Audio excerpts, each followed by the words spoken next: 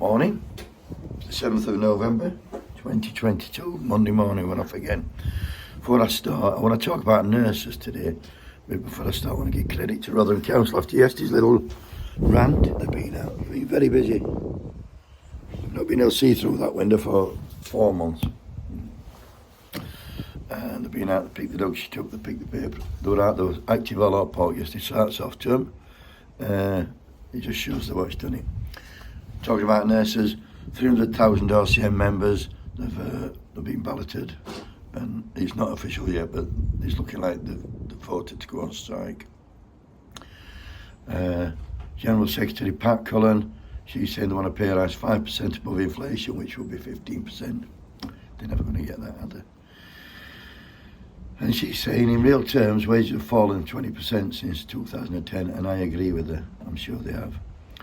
And she's saying goodwill to nurses, nursing staff is being exploited by this government, and they are exploiting them, let me tell you that. Sadly, on Twitter, where I've been looking on my Twitter feed, there's people being saying they don't do this, they don't do that, they stand about, they're lazy fuckers, they're laughing and joking on me fucking relative Dean and all. There's 300,000 in there, they can't all be good. They can't all go on strike, and they won't all go on strike. I'm sure it's just a bargaining tool. It's a good bargaining tool to have. Some of them nurses, they're that dedicated. If you said, we're going to take £200 a week off you, they'd still go. They've never been on strike, never even voted for strike, Royal College of Nursing. They've gone through on Unison's back. Unison's the other big union in the health service. I want them to have a decent pay rise. I don't want them to go on strike because I know it can't work. There's too many, like there's different factions in and out, doctors, nurses in different unions.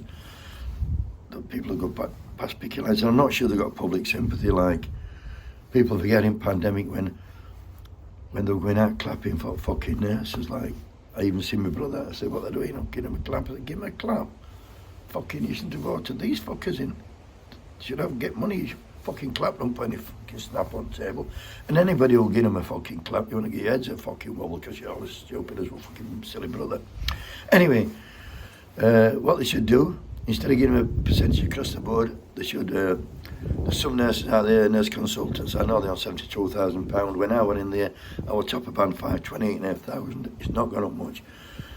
My suggestion is a nurse who comes in, first level nurse will come in at about 22, 23,000. That's not enough. They need to give like the bottom, the nursing assistants, the healthcare assistants, whatever you want to call them, auxiliary staff. They want a decent pay rise. The first level nurses want a pay rise.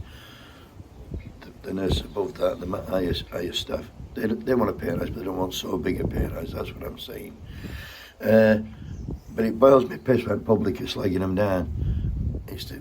We're his own worst enemy. I despair sometimes when I look on that Twitter. There's people slagging train drivers down and RMT, and the slagging fucking when school teachers go on strike, as they surely will. They'll be getting persecuted because they can't go to work because they're going to look after their own fucking kids instead of sending them to school.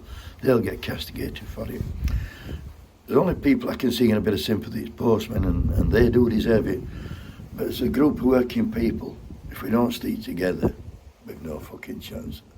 They love it. The Tories love it when everybody's fighting and falling out. Anyway, I'll come up for there. There's so much to talk about this week. I'll be back tomorrow morning. Have a great day.